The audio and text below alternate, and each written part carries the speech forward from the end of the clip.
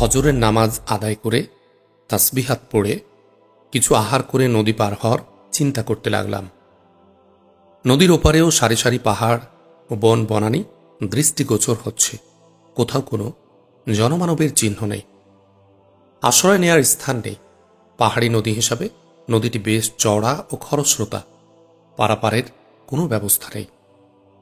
আমরা আমাদের সামানাপত্র নিয়ে আস্তে আস্তে নদীর কূল ঘেঁষে এগিয়ে চললাম। কয়েক ঘন্টা চলার পর আমরা খুবই দুর্বল হয়ে পড়লাম। আমাদের পদযুগল আমাদেরকে নিয়ে এক কদমও চলতে রাজি নয়। অগত্যা বৃহদাকারের একটি মহিরুহের নিচে বসে গেলাম। ওজায়েব আমাকে লক্ষ্য করে বলল, খোবায়েব ভাই, আমরা তো লোক 3 জন, এর মধ্যে আমাদের একজন আমির নিযুক্ত করা একান্ত জরুরি। পরামর্শ করে কাজ করা সুন্নত, এতে খায়ের ও বরকত হয় অধিক। চলুন আমরা একজন আমির নিযুক্ত করি। আমি বললাম, তা অবশ্যই সত্য, তাই এখন থেকে আপনিই হলেন আমির। আমরা আপনাকে মেনে কাজ করব।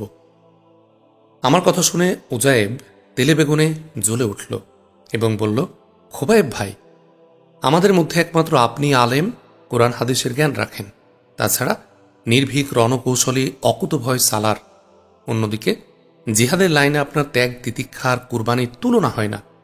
এসব দিক দিয়ে আপনার ফজিলত অনেক বেশি। কাজে আপনি হলেন আমাদের আমির। আমরা আপনার হাতে জিহাদের বাইয়াত নেব এবং আপনার কমান্ডে জিহাদ করব। আমি নগণ্য হওয়া সত্ত্বেও তাদের পীড়াপিড়িতে দায়িত্ব গ্রহণ করলাম এবং 2 জন থেকে জিহাদের বায়াত নিলাম।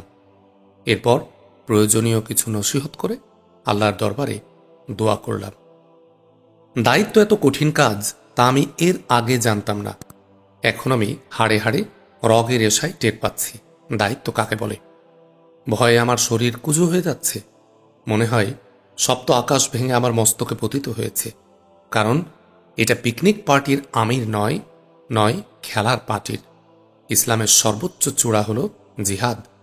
একটি গুরুত্বপূর্ণ ফরজ এবাদতের নাম হল জিহাদ। যে এবাদত আদায় করতে গিয়ে জান যায়, মাল যায়, দুশ্মনের হাতে বন্দী হওয়ার আশঙ্কা থাকে। এখানে আমার সামান্য ভুলের কারণে একজন মুজাহিদের জীবনের পরিসমাপ্তি ঘটতে পারে। মাল সামানা বিনষ্ট সহ এলাকা বিরান হওয়ার সম্ভাবনা রয়েছে। একজন আমিরের ভুল সিদ্ধান্তের কারণে যদি এমনটি হয়, তাহলে তো লাভের চেয়ে লোকসান বেশি হবে। এসব চিন্তায় অস্থির হয়ে সেজদাবনত মস্তকে রোদন করতে লাগলাম। বেশ কিছুক্ষণ এভাবে অতিবাহিত হওয়ার পর উসায়েদ আমাকে সান্ত্বনা দিতে গিয়ে বলল, খোবায়েব ভাই, আপনি এত বিচলিত হলে কি চলবে? এসব চিন্তা আমি অনর্থক মনে করি, কারণ আমরা কোনো একটি কাজ পরামর্শ ছাড়া করব না। চিন্তা ফিকির করে, ইস্তেখারা করে যদি আমরা সিদ্ধান্ত নেই, তাহলে নিশ্চয় আল্লাহ মদদ আর সাহায্য করবেন। তিনি আরও বলেন যে, বর্তমান জামানায় জিহাদি পশ্চ মুচিয়ে আমাদের নেতৃত্ব দিয়ে আসবেন না খালিদ বিন ওয়ালিদ, মোহাম্মদ বিন কাসিম, তারিক বিন জিয়াদ, সালাহ উদ্দিন আইয়ুবী, আনোয়ার পাশা, ইমাম শামিল প্রমুখ দিগ্বিজয়ী মুজাহিদগণ। আমাকে আপনাকে এ মিশন এগিয়ে নিয়ে যেতে হবে। তিনি আরও বললেন, খোবায়েব ভাই, যেসব ওলামায়ে কেরামগণ মুজাহিদদের নেতৃত্ব দেওয়ার যোগ্যতা রাখতেন, কেউ তো আর জীবিত নেই, সবাইকে শহীদ করে দিয়েছে। বর্তমানে যারা মসজিদ, মাদ্রাসা আর খানকা নিয়ে আছেন, তারা তো তাদেরই কেনা গোলাম। বলশেবিকরা যা হুকুম করে ওরা তাই পালন করে। কাজেই জিহাদি মিশনের নেতৃত্ব দেওয়ার মতো আলেম আর পাবেন না। আপনি আল্লাহর উপর পূর্ণ আস্থা রেখে সামনে এগিয়ে চলুন, আল্লাহর নুসরত পাবেন। ওসায়েদের প্রবোধবাণী শুনে আমার অন্তরে অনেকটা শান্তি অনুভব করছিলাম। এখন আমরা পরস্পর পরস্পরের পরিচয় নিতে লাগলাম। কার বাড়ি কোথায় তা জানা ছিল না। আমি প্রথম আমার পরিচয় এভাবে দিলাম যে, আমার নাম খোবায়েব, বাড়ি জাম্বুল। পিতা ছিলেন আলমাতা ইসলামী বিশ্ববিদ্যালয়ের মহাপরিচালক। বলশেবিকরা তাকে শহীদ করে দিয়েছে, মাতাও বেঁচে নেই। বর্তমানে আমি নিজের জন্য শাহাদাত খুঁজে বেড়াচ্ছি। অপর একজন বললেন, আমার নাম ওজায়েব, পিতা বরকতুল্লাহ, বাড়ি উজগাঁও। পিতামাতা কেউ নেই। আমি আনোয়ার পাশার একজন নগণ্য সালার ছিলাম, বর্তমানে আপনার একজন অধীন সৈনিক। অন্যজন বললেন, আমার নাম উসায়েদ, পিতা আব্দুল করিম দামলা, বাড়ি নিমনগাঁও। পিতা মাতাসহ পরিবারের 17 জনকে শহীদ করে দিয়েছে।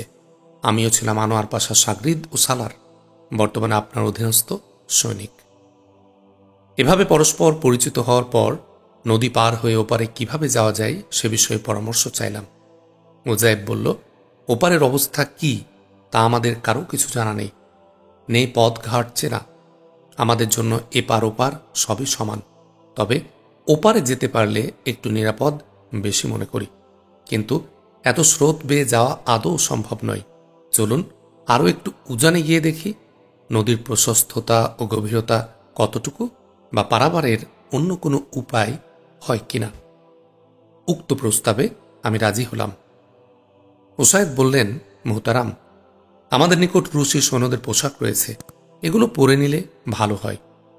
আমি বললাম, পোশাক তো আমার নিকটও আছে, ঠিক আছে চলো পরে নেই। অতপর সবাই মুজাহিদদের পোশাক পাল্টিয়ে বলশেভিকদের পোশাক পরলাম। আমার পোশাক দেখে উসাইদ আনন্দে লাফিয়ে উঠে বললেন, আরে তো জেনারেল নিকুলায়েভ দিমাগার পোশাক দেখছি, বাহ কত সুন্দর, দুশ্মনরা দেখলে আপনাকে সেলুট না দিয়ে পারবে না। আমি আমার অস্ত্র ও কম্বলের দিকে ইশারা করে বললাম, দেখো না, এগুলো তো তারই। এবার খুব সতর্কতার সাথে নদীর কূল ঘেঁষে উজানের দিকে অগ্রসর হতে লাগলাম। একটানা কয়েক ঘন্টা চলার পর এক ঘন ঝোপের আড়াল থেকে একটি শব্দ বেরিয়ে আসলো, স্যার, স্যার, আমরা এদিকে আছি। আমরা হতচকিত হয়ে দাঁড়িয়ে গেলাম। এ আহ্বান কি দুশ্মনের পক্ষ থেকে আসছে না মুজাহিদদের পক্ষ থেকে, তা মোটেই বুঝতে পারিনি। আমি সাথীদেরকে অস্ত্র ঠিক রাখার নির্দেশ দিলাম, প্রয়োজন হলে যেন সাথে সাথে ফায়ার করতে পারি। অস্ত্র প্রস্তুত করতে করতে একজন কমিউনিস্ট সৈন্য ঝোপের অভ্যন্তর থেকে বাইরে এসে সামরিক কায়দায় স্যালুট দিয়ে বলল, স্যার, মনে হয় আমাদের খুঁজছেন, আমরা এখানে। সৈন্যটি রুশি ভাষায় কথা বলছিল।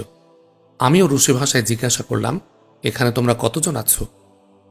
আমরা 28 জন। জখমে কেউ আছে কি তোমাদের মধ্যে? স্যার, বর্তমানে যারা এখানে আছে সবাই সুস্থ। যে কয়জন গুরুতর জখমই ছিল, মেজর সাহেব তাদেরকে খঞ্জরের আঘাতে হত্যা করে ফেলেছেন। তুমি আমাকে কি করে চিনলে? স্যার, চেনার জন্য তো আপনার পোশাকই যথেষ্ট।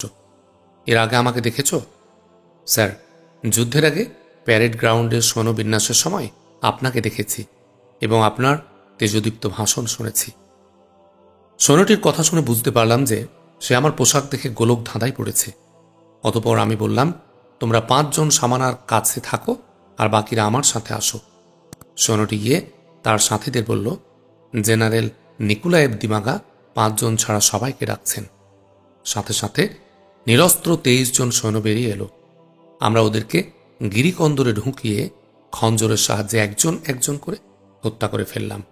অতপর উক্ত ঝোপের অভ্যন্তর থেকে একজন একজন করে ডেকে এনে বেঁধে ফেললাম এবং উক্ত স্থান থেকে একটু দূরে নিয়ে হত্যা করে আল্লাহর শুকর আদায় করলাম। এখানেও গনিমত হিসাবে বেশ কিছু অস্ত্রশস্ত্র হাতে এলো। অতপর আরও একটু সামনে গিয়ে দেখলাম নদী অনেকটা অগভীর ও স্রোতও বেশ কম। সেদিক দিয়ে নদী পার হয়ে ওপারে চলে গেলাম। আমরা এত সহজে নদী পাড়ি দিতে পারবো তা কখনো ভাবতে পারিনি। আমরা যেদিক দিয়ে পাড়ি দিয়েছি তা নদীর উৎসমূল। কয়েকটি ঝর্ণার সমন্বয়ে এ নদীর সৃষ্টি হয়েছে। আমরা শুধু পাথরের উপর পা রেখে পাড়ি দিয়েছি। নদী পাড়ি দিয়েছি বটে, কিন্তু পর্বতমালা পাড়ি দেব কি করে তা নিয়ে ভাবছি। কারণ দূরবীন দিয়ে উপরের দিকে তাকালে পর্বত চূড়াগুলোকে দেখা যায় যে শ্বেত পাগড়ি বেঁধে ধ্যানে মগ্ন কোনো তপস্বী। ঘন বন বনানী আর লতাগুল্মে ভরা, চলার পথে কেবলই বাধার সৃষ্টি করে। তুষার ঢাকা প্রস্তর খণ্ডে পা রাখার সাথে তুলারাশির মতো ছুটাছুটি আরম্ভ করে। যতই দুর্গম হোক, চলতেই হবে। এখানে থাকা তো আর সম্ভব নয়। ছোটবেলায় লোকমুখে শুনেছি তুষারাঞ্চলে প্রচুর শ্বেত ভাল্লুক রয়েছে। এরা নাকি খুবই হিংস্র, মানুষ পেলে নাকি ওরা খুব মজা করে খেলে ও মেরে ভক্ষণ করে। ভয়ে সকলের গা ছমছম করছে। তুষারের উপর দিয়ে পথ চলা যে এত কঠিন তা আগে বুঝতে পারেনি। শুধু যে ঠান্ডা তা নয়, পিচ্ছুলও অনেক বেশি। 20-30 গজ পথ চলতে না চলতে রক্ত জমাট হয়ে যায়। তখন তাড়াতাড়ি কোনো বৃক্ষ শাখে উঠে বিশ্রাম নিতে হয়। প্রায় 3 দিন ধরে এ তুষারাঞ্চল পাড়ি দিয়ে উষ্ণাঞ্চলে এসে পৌঁছলাম। এখনও লোকালয়ের কোনো আভাস পাওয়া যাচ্ছে না। আমাদের খানাপিনা সব ফুরিয়ে গেছে। অনাহারে প্রাণবায়ু ওষ্ঠাগত। উসায়েদ ললিত কণ্ঠে বললেন, খোবায়েব ভাই, আমি আর চলতে পারবো না। এ বলে অবোধ বালকের ন্যায় হাওমাও করে কেঁদে ফেললেন। ওকে খেতে দেওয়ার মতো আমাদের নিকট কিছুই ছিল না। অবশেষে গাছের কচি পাতা চিবায়ে রস পান করে জীবন বাঁচালো। ওর দেখা দেখি আমরাও তাই করলাম। এভাবেই পথ চলছি। এভাবে আরও 2-3 দিন শুধু কচি পাতার রস খেয়ে কাটিয়ে দিলাম। কিন্তু চতুর্থ দিন সকলেরই পেট খারাপ হয়ে গেল। একটু পর পর পাতলা পায়খানা হতে লাগলো। পাতলা পায়খানায় আমরা সবাই মরণাপন্ন।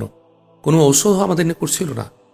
উজায়েব বললেন, খোবায়েব ভাই, আমরা শেষের দিকে যেসব পাতা খেয়েছি তা মনে হয় বিষাক্ত ছিল। খাওয়ার সময় কেমন যেন ঝাঁঝালো লাগছিল। আমিও চিন্তা করে তাই মনে করলাম। এখন আমরা একদম দুর্বল হয়ে পড়ে রইলাম। এখানেই আমরা শেষ নিঃশ্বাস ত্যাগ করব। আর কোথাও যাব না তাই স্থির করলাম। সবাই তওবা ইস্তেগফার পড়ে আজরাইলের অপেক্ষায় প্রহর গুনতে লাগলাম। একসময় আমরা চিন্তা করতে করতে ঘুমিয়ে পড়লাম। স্বপ্নে দেখি এক বৃদ্ধ নীলগাভী দহন করে দুধ এনে আমাদের পান করালেন এবং বললেন, এ দুধে তোমাদের পাতলা পায়খানা বন্ধ হবে, শরীরে বল পাবে, এমনকি 2-3 দিনের মধ্যে খুদ পিপাসাও টের পাবে না। স্বপ্ন দেখে আমার ঘুম ভেঙে গেল। আল্লাহর রহমতে পূর্ণ সুস্থতা অনুভব করতে লাগলাম। পেটের পীড়া সম্পূর্ণ ভালো হয়ে গেল। ওনারাও ঘুম থেকে জেগে একই কথা বলতে লাগলেন। এ অলৌকিক ঘটনার পর আমরা পূর্ণ সুস্থ এবং সবল হয়ে গেলাম। অতঃপর আবার পথ চলতে লাগলাম। এভাবে 3 দিন অতিবাহিত হওয়ার পর আবার খুদ পিপাসায় কাতর হয়ে পড়ি। যখন সবাই চলতে অক্ষম হয়ে পড়লাম, তখন আল্লাহর দরবারে 2 রাকাত নামাজ পড়ে দোয়া করলাম। অতঃপর চেয়ে দেখি এক পাল বন্য ছাগল হয়তো নেকড়ের তাড়া খেয়ে আমাদের সম্মুখ দিয়ে দৌড়িয়ে যাচ্ছে। আমরা তা থেকে একটি ছাগল পাকড়াও করে জবাই করলাম। অতঃপর গোস্ত তৈরি করে আগুনে পুড়িয়ে আহার করলাম। উক্ত ছাগলে 4-5 দিনের আহার রয়ে গেছে। এ ধরনের কষ্ট করতে করতে আমরা 3 সপ্তাহে লোকালয়ের সন্ধান পেলাম। আমরা যে এলাকায় প্রবেশ করেছি সে এলাকার নাম মার্ডবার্গ। মার্ডবার্গ এলাকা এককালে ছিল প্রাচীনতম মুসলিম জনপদ। এখানে ছিল বড় বড় মসজিদ ও ইসলামী বিদ্যাপীঠ, যার নেকুলাই এর শাসনামলে উক্ত শহরটি ধ্বংস করে দিয়েছে, কারণ এটা মুসলিম অধ্যুষিত এলাকা। যার শাহীকে মার্ডবার্গের মুসলমানরা কিছুতেই মেনে নিতে পারেননি। যার নেকুলাই তার রাজ্যের সীমানা বৃদ্ধির জন্য এবং মুসলিম বিদ্রোহীদের দমন করার জন্য একদিন রাতের আধারে লক্ষ লক্ষ সৈন্য ও বিপুল পরিমাণ গোলা বারুদ আর কামান নিয়ে আক্রমণ চালিয়ে ঘুমন্ত অবস্থায় উক্ত জনপদ ধ্বংস করে দেয়। কামানের সাহায্যে বড় বড় দালান কোঠা আর ঘরবাড়ি মাটির সাথে মিশিয়ে দেয়। বর্তমানে মার্ডবার্গকে বলা হয় কুরগান। কুরগানের অধিবাসীরা 97% ছিল খ্রিস্টান। খ্রিস্ট ধর্মযাজক বা ধর্মীয় নেতা ফাদার জন এবং অপর খ্রিস্টানরা কমিউনিস্টদের দুচোখে দেখতে পারতেন না, কারণ কমিউনিস্টরা বলতো ধর্ম বলতে কিছু নাই। ধর্মীয় অনুশাসন মানা তো দূরের কথা, ওরা ধর্মকেই বিশ্বাস করে না, আল্লাহর বিশ্বাস করে না। এ কারণেই ফাদার জন সহ কুরগানের খ্রিস্ট জনগণ কমিউনিস্টদের বিরুদ্ধে বিদ্রোহী হয়ে ওঠে। আমরা একজন রাখালের নিকট থেকে কুরগানের সার্বিক অবস্থা জেনে নিয়েছি। ফাদার জনের চিন্তা চেতনা ও মন মানসিকতা জানতে চাইলে রাখাল বলল, ফাদার খুব দয়ালু মানুষ, তিনি মুসলিম মুজাহিদদের ভালোবাসেন।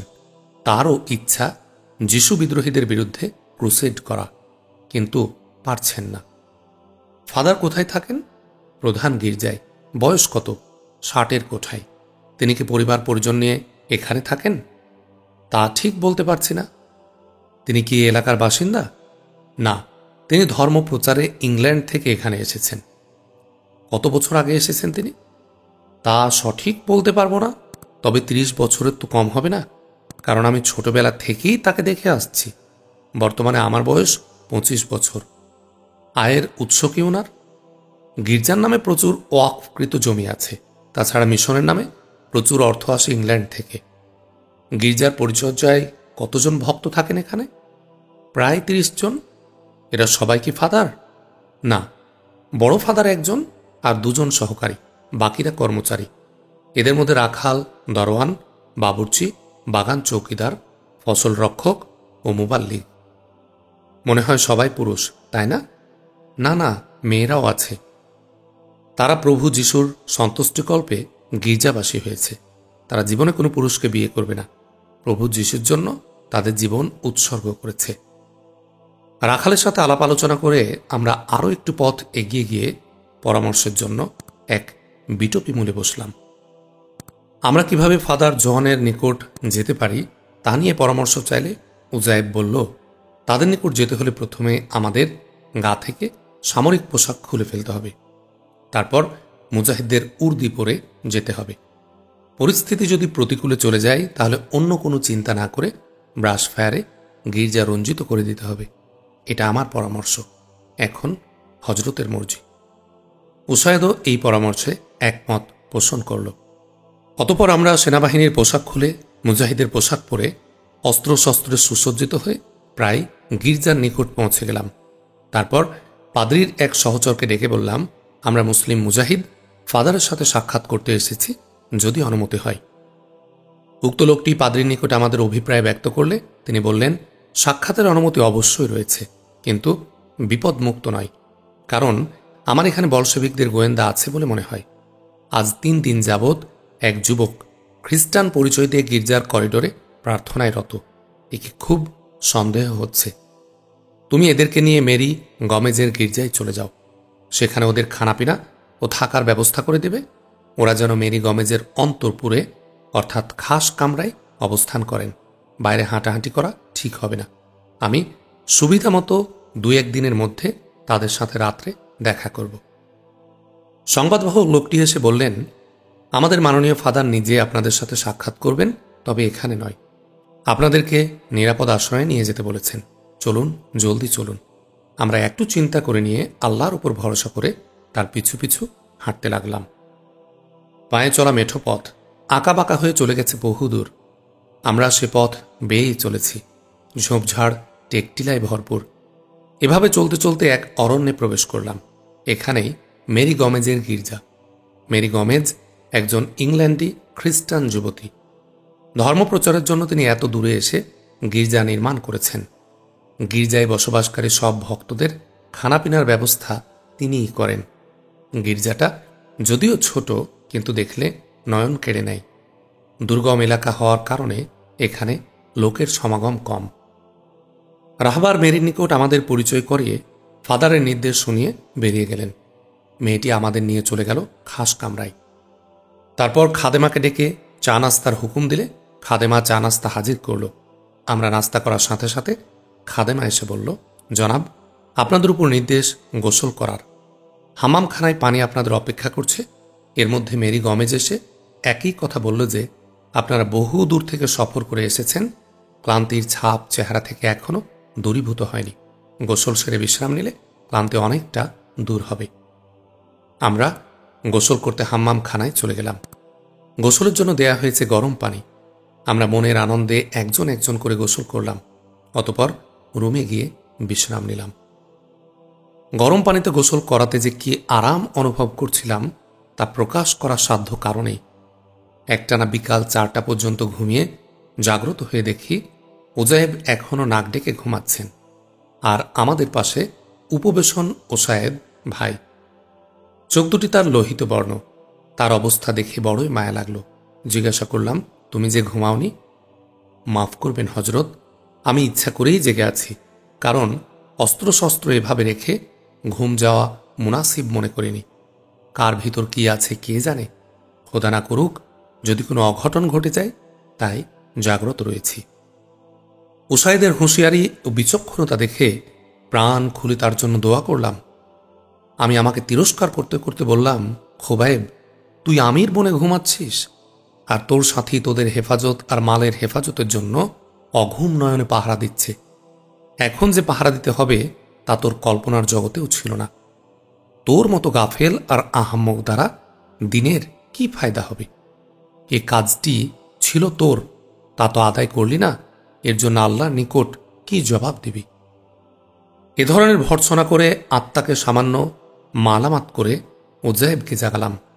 এর মধ্যে পরিচারিকা খানা এনে হাজির করল। আমরা তৃপ্তি সহকারে উদর পূর্ণ করে আহার করে আল্লাহর প্রশংসা করলাম। অতপর আমরা দুজন জেগে রইলাম আর ওসায়েদকে ঘুমানোর সুযোগ করে দিলাম। ওসায়েদ ঘুমিয়ে গেলেন। আমরা যে রুমে বিশ্রাম নিচ্ছিলাম সে রুমের এক পার্শ্বে মেরি গমেজের বিছানা, অপর পার্শ্বে আমাদের জন্য করা বিছানা, মধ্যে কোনো আড়াল নেই। এখানে অবস্থান করা বা বিশ্রাম নেওয়া খুবই সংকোচ বোধ করছিলাম, কিন্তু তাছাড়া আর কোনো উপায় তো নেই। মেরি গমেজ 20 বছর বয়সের সুন্দরী যুবতী, মন কেড়ে নেয়া চেহারা, পিঙ্গল বর্ণের চোখ আর ফ্যাকাশে চিকুর ছাড়া কোনো খুঁত পাবে না তার দেহ বল্লরিতে। যৌবন জোয়ার দেহের কানায় কানায় ভরপুর। সে কেন হাজার হাজার মাইল দূরে এসে এ বিজন বনে গির্জা তৈরি করে অবস্থান করছে তা বোধগম্যের বাইরে। এখানে যারা আসা যাওয়া করে প্রায় সবাই যুবক। আসলেই কি ধর্ম প্রসারের জন্য এখানে এসেছে, না অন্য কোনো মতলব নিয়ে, তা কে জানে।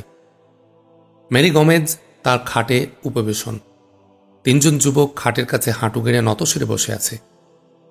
মেরির সম্মুখে শোভা পাচ্ছে তাদের ধর্মগ্রন্থ বাইবেল। মেরি তার শিষ্যদেরকে বাইবেল পড়ে পড়ে বোঝাচ্ছে। বাইবেলটা ছিল ল্যাটিন ভাষায় লেখা, অনুবাদ করেছে রুশি ভাষায়। বাইবেল পড়ার ফাঁকে ফাঁকে যুবতী অপাঙ্গে আমার দিকে দৃষ্টিপাত করছে। আমি বাইবেল শোনার সুবাদে মাঝে মধ্যে সেদিকে দৃষ্টি নিক্ষেপ করি। এর মধ্যে প্রায় 3-4 বার চোখের মিলন হয়। আমি বারবারই লজ্জায় চোখ নিচে নিয়ে আসি। যুবতী তার অনুসারীদেরকে বাইবেল পাঠ করে বুঝাতে লাগলো যে যিশু হলেন আল্লাহর পুত্র, এজন্যই তিনি মৃত মানুষকে জিন্দা করতে পারতেন, দৃষ্টিহীনকে দৃষ্টিদান, কুষ্ঠরোগীকে আরোগ্য দান করতে পারতেন। ভক্তেরা বসে বসে মস্তক নেড়ে হা হা করতে লাগল। এসব পাগলের প্রলাপ আমার বরদাস্ত হচ্ছিল না। আমি আমার আসন ত্যাগ করে আস্তে আস্তে তার টেবিলের নিকট গিয়ে বললাম, জানার জন্য কিছু জিজ্ঞাসা করতে পারি সিস্টার? হ্যাঁ, ধর্ম সম্বন্ধে জানতে দোষ কি বলুন। সন্তান জন্ম দেয়া কি ভালো গুণ নাকি খারাপ? আমার প্রশ্নের উত্তর কি দেবে তা নিয়ে ফাঁপড়ে পড়ে গেল। তার তো বিয়ে হয়নি, সন্তানের কোনো প্রশ্নই আসে না। সে মাথা চুলকাতে চুলকাতে ললিত কণ্ঠে বলল, সন্তান জন্ম দেয়া আমাদের ধর্মমতে দূষণীয় ও জঘন্য অপরাধ। তাই আমি কোনো পুরুষকে বিয়ে করি না। সন্তান জন্ম দেওয়া যদি দূষণীয় অপরাধ হয়, তাহলে আপনার আব্বা আম্মা যে অপরাধ করেছে আপনাকে জন্ম দিয়ে, এ হিসেবে আপনার আল্লাহ তো অপরাধী যিশুকে জন্ম দিয়ে। দোষী ব্যক্তি কি করে আল্লাহ হতে পারে বলুন তো? আমার কথা শুনে মেরির চেহারা পাণ্ডুর হয়ে গেল। এরপর কি বলবে না বলবে তা স্থির করতে পারছে না। কি যেন চিন্তা করে একটু পর বলল, সিদ্ধ পুরুষের জন্য এসব ঠিক নয়, খোদাওয়ানদের জন্য, এ সাধারণ মানুষের জন্য ঠিক। অতপর আমি বললাম, সিস্টার, খোদাওয়ানদের জন্য যদি এটা ঠিক হয় তাহলে বলবো, এত শক্তিশালী খোদা মাত্র একজন সন্তান জন্ম দিলেন কেন? এতে তো খোদার দুর্বলতা প্রকাশ পায়। কেননা সাধারণ মানুষ সন্তান জন্ম দেয় 1 থেকে 12-14 জন। সে হিসাবে খোদাওয়ান দিলেন মাত্র একজন। এমন দুর্বল ব্যক্তি খোদা হলেন কি করে? আমার কথা শুনে মেরির সুন্দর মুখশ্রীখানা মলিন হয়ে গেল। তার মুখ থেকে একটি কথাও বের হল না। লজ্জায় মাথা নত করে বসে রইল। এক পর্যায়ে ভক্তদের বিদায় দিয়ে সে শয্যা গ্রহণ করল। আমি এসে আমার খাটে আসন গ্রহণ করলাম। এভাবে দিবস কেটে গেল। আমরা মাগরিবের নামাজ আদায় করলাম। পরিচারিকা এসে আমাকে ডেকে নিয়ে গেল পুষ্প কাননে। সেখানে রয়েছে পাশাপাশি 2টি চেয়ার আর মধ্যে একটি টেবিল। একটি চেয়ার দখল করে মেরি বসা, আমি অপর চেয়ারে বসলাম। মেরি মুচকি মুচকি হেসে বলল, আজ আমি তোমার নিকট হেরে গেছি, তোমার প্রশ্নের উত্তর পরে দেয়া হবে। এ ধরনের আরও কিছু আলাপের পর রুমে ফিরে আসি। রাত পোহায়ে ভোর হল। ফাদার জহন এখনও আসেননি। খবর পাঠানোর কোনো ব্যবস্থা নেই। এখানে অবস্থান নেওয়া কতটুকু নিরাপদ তা স্থির করতে পারছি না। তাছাড়া গির্জাপতি মেরি গমেজের সাথে হলো কথা কাটাকাটি, এতে অনর্থের সৃষ্টি হতে পারে। চিন্তা ও পেরেশানিতে সকলেরই মন খুব খারাপ। মেরি গমেজ আমাদের মনোভাব বুঝতে পেরে বলল, মুজাহিদ বন্ধুরা, তোমরা আমার এখানে আশ্রয় নিয়েছ, এখন তোমরা আমার মেহমান। তোমাদের সেবা করা আমাদের ধর্মীয় দায়িত্ব। তাছাড়া আমাদের প্রধান ফাদার তোমাদেরকে আমার আশ্রয়ে প্রেরণ করেছেন, এতেও তোমাদের সেবা করা আমার নৈতিক কর্তব্য। তোমরা অনেক দূর থেকে সফর করে এসেছ, ক্লান্তিজনিত দুর্বলতা এখনও কাটেনি। তোমরা নিশ্চিন্ত মনে এখানে থাকো, খাও, ঘুমাও ও বিশ্রাম করো, কোনো চিন্তা করো না। আমরাও তোমাদের মতো কমিউনিস্টদের অর্থাৎ নাস্তিকদেরকে দেখতে পারি না। ধর্ম যদিও ভিন্ন, কিন্তু চিন্তা অভিন্ন। আমরা যদি তোমাদের কোনো উপকার না করতে পারি তবে অপকার করব না। তোমরা কোনো চিন্তা করো না, আমাদের ফাদার নিশ্চয় আসবেন। মেয়েটির কথা শুনে আমরা অনেকটা চিন্তামুক্ত হলাম। তার কথা সত্য বলেই মনে হলো। গির্জার যুবকরা এসে আমাদের নিকট ভিড় জমালো। আমরা তাদের সাথে সৌহার্দ্যপূর্ণ আলাপ আলোচনা করলাম। তাদের কথার দ্বারা এটাও স্পষ্ট হয়ে গেল যে এরা বিদ্রোহী, কমিউনিস্টরা তাদের চক্ষুশূল। এক যুবক আমার নিকট প্রশ্ন করে জিহাদ সম্পর্কে জানতে চাইল। আমি পবিত্র কোরআন হাদিসের আলোকে জিহাদের প্রয়োজনীয়তা, জিহাদের ফাজাইলগুলো বর্ণনা করলাম। তাছাড়া জিহাদের বিভিন্ন ঘটনাবলী ও খোদাই নুসরত এবং মদদের কাহিনী শোনালাম। সে সময় মেরি গমেজও একপাশে দাঁড়িয়ে আমার কথাগুলো গভীরভাবে শুনছিল। এক যুবক বলে উঠল, তাহলে আমাদের ধর্মের চেয়ে ইসলামই অধিক সত্য বলে মনে হয়? অপর এক যুবক আমাকে জিজ্ঞাসা করল, মুজাহিদ বন্ধু, আমরা যদি আপনাদের সাথে মিশে বলশেভিকদের বিরুদ্ধে যুদ্ধ করি তাহলে নেবেন কি? মানুষের জানের শত্রু হল সাপ। উক্ত সাপকে চাই মুসলমানে হত্যা করুক, চাই খ্রিস্টান করুক, পুরুষে করুক, চাই মহিলায় করুক, ছেলে করুক, চাই মেয়ে করুক, হত্যা করলে সকলেরই উপকার হবে। শত্রুকে জাতি ধর্ম নির্বিশেষে হত্যা করাই দরকার। অপরদিকে বলশেভিকরা যেমনইভাবে মুসলমানদের শত্রু, তেমনইভাবে খ্রিস্টানদেরও শত্রু।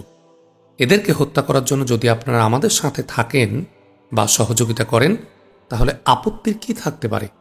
আসুন আমরা দেশ ও ধর্মকে বাঁচানোর জন্য দুশ্মনদের বিরুদ্ধে ঝাঁপিয়ে পড়ি, দুশ্মন নিপাত করে শান্তি প্রতিষ্ঠা করি। আমার কথা শুনে মেরি গমেজ আনন্দে নেচে উঠল এবং বলল, মুজাহিদ ভাই, যুক্তি অকাট্য ও মহামূল্যবান। আমি সর্বদিক দিয়ে তোমাকে সাহায্য করব। আমার যতগুলো অনুসারী আছে সবাইকে তুমি প্রশিক্ষণ দিয়ে যুদ্ধে নিয়ে যাবে, আর তোমাদের টাকা পয়সা যা প্রয়োজন হয় তা মিশন থেকে দেয়া হবে। ফাদার আসলে তিনি চূড়ান্ত ফয়সালা দেবেন। এসব আলাপ আলোচনার মধ্য দিয়ে এ দিবসটি কেটে গেল। এতক্ষণে সূর্য তার চিরাচরিত অভ্যাস অনুযায়ী রক্তিম আভা ছড়িয়ে গাছগাছালির উপর দিয়ে পশ্চিম আকাশে ঢলে পড়েছে।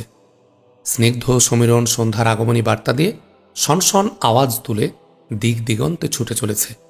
পাখিরাও কিচিরমিচির গান গেয়ে আপন আপন নীড়ে আশ্রয় নিচ্ছে। গির্জায় টানানো বড় বড় ঘণ্টা ঢংঢং করে বেজে উঠছে।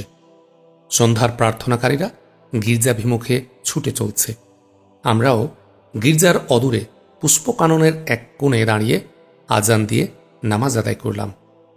গির্জার পূজারীরা আমাদের আজান শুনে চুপি চুপি আমাদের নামাজ অবলোকন করছে। আমরা এশার নামাজ পড়ে খানাপিনা সেরে শয্যা গ্রহণ করলাম। রাত আনুমানিক 1টার দিকে প্রধান ফাদার জোহন একজন সঙ্গী নিয়ে মেরির রুমে হাজির হলেন। মেরি আমাদেরকে ঘুম থেকে জাগিয়ে বলল, বন্ধু, তোমাদের কাঙ্ক্ষিত ব্যক্তি ও আমাদের প্রধান ধর্মগুরু চলে এসেছেন। তোমরা জলদি আলাপ শেষ করো, তিনি এখনই চলে যাবেন। আমরা প্রথমে কুশল বিনিময় করে খুব আদাবের সাথে আমাদের পরিচয় দিলাম। আমার নাম শোনার সাথে সাথে পাদ্রী চমকে উঠে বললেন, আপনি কি সেই খোবায়েব যার মাথার মূল্য লেনিন ঘোষণা দিয়েছে $30 লক্ষ?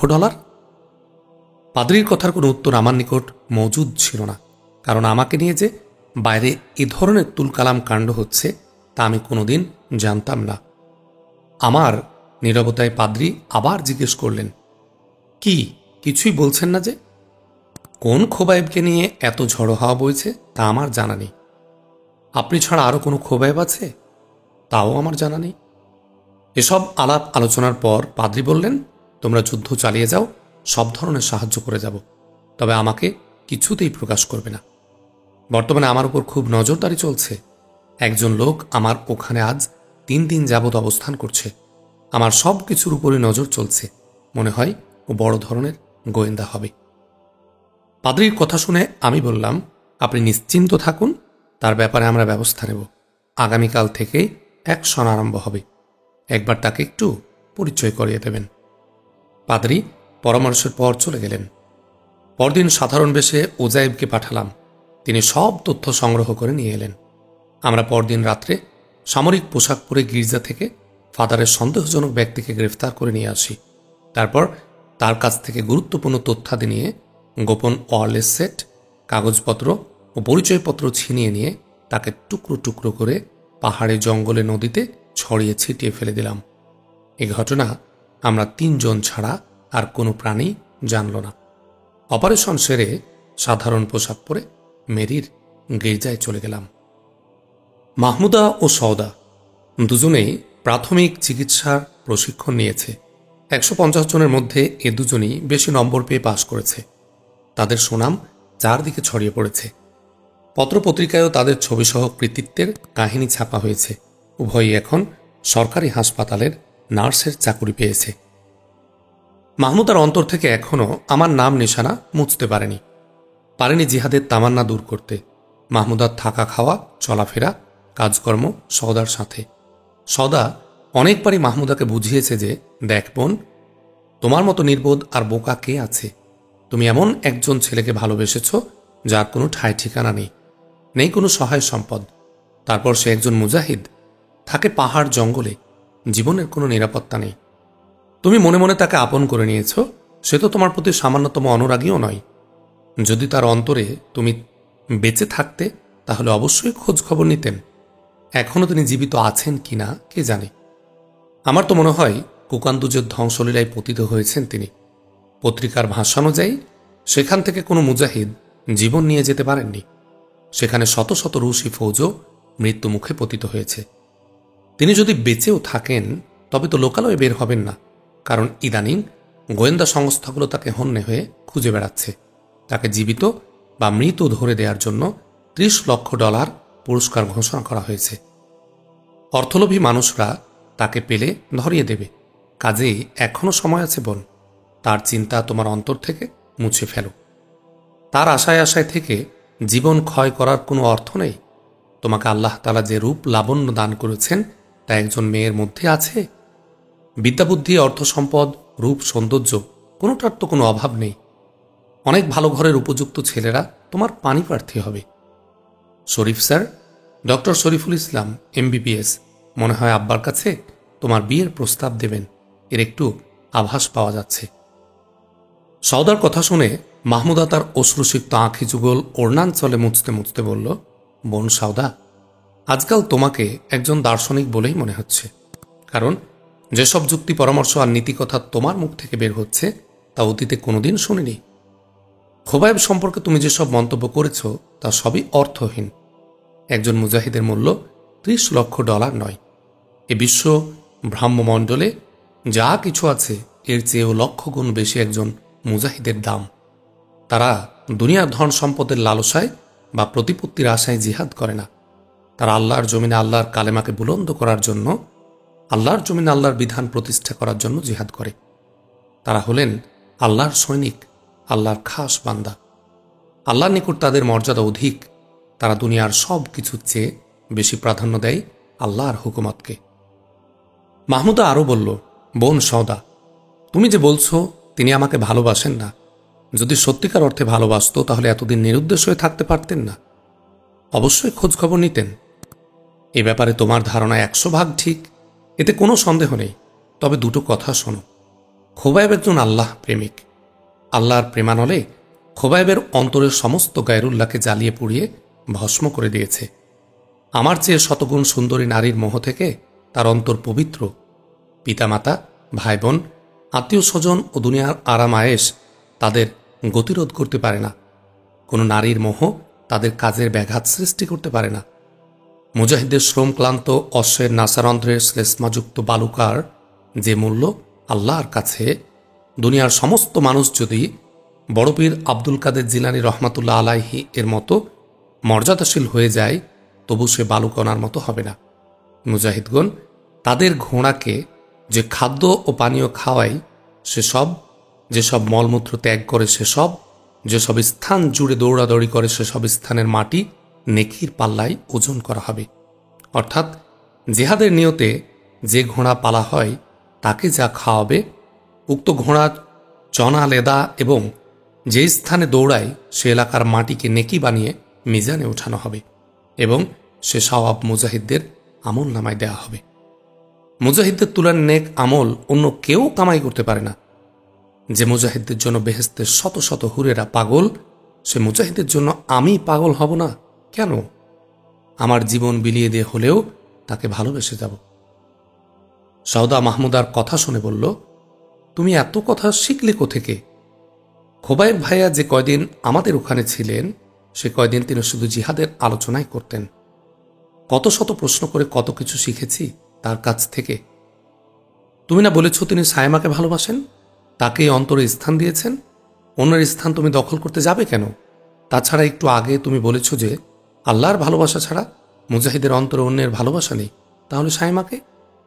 আপা, তুমি শুধু কথায় কথায় প্রশ্ন করো, তুমি তো আসল কথা জানো না বা জানার চেষ্টাও করো না। সায়মার পিতামাতাকে বলশেভিকরা শহীদ করে দিয়েছে, তাকেও বেঁধে ওদের সাথে ফায়ার করেছিল, আল্লাহ তাকে বাঁচিয়েছেন। খোবায়েব লাশের স্তূপ থেকে তাকে উদ্ধার করেছে। খোবায়েবও পিতামাতা ও বাড়িঘর থেকে বঞ্চিত, দুজনেই মুজাহিদ, যুদ্ধ করে রাত দিন। এ অসহায় মেয়েটাকে কার হেফাজতে রাখবে বলো? তাই মায়ের আদেশে তাকে বিয়ে করতে রাজি হয়েছে। আসলে খোবায়েবের অন্তরে নারীর ভালোবাসার চেয়ে আল্লাহর ভালোবাসা বেশি। বুঝলাম, তাহলে সায়মার পাত্রে তুমি হাত বাড়াও কোন দুঃখে? এটা কি ঠিক হবে? সব প্রশ্নের উত্তর দেওয়া সম্ভব নয়, আবার দেয়াও ঠিক নয়।